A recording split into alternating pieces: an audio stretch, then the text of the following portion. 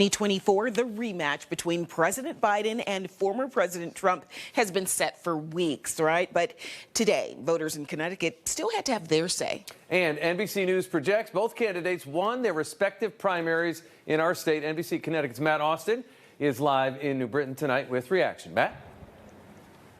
Yeah, so Mike and Keisha, of course, a couple of big changes this year, including early voting and the primary date itself being moved up on the calendar. But with the races not being competitive, that appears to have driven down voter turnout.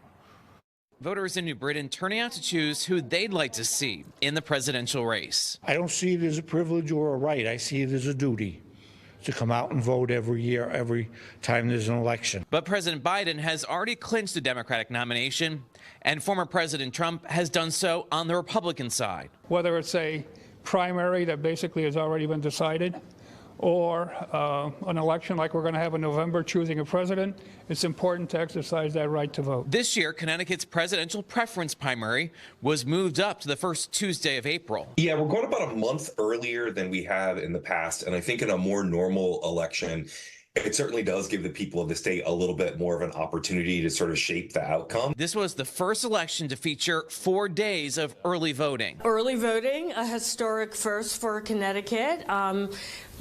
Pretty low turnout in general, but I thought it was a resounding success. We had over 17,000 people come out and early vote across the state. Some registrars have already raised concerns about how to staff even longer early voting periods, including 14 days for November. I think it should be truncated. I think having, a 2 weeks of early voting is just too much.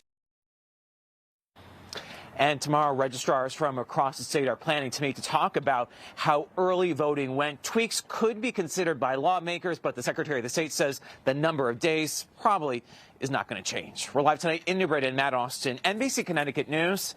Keisha, back to you.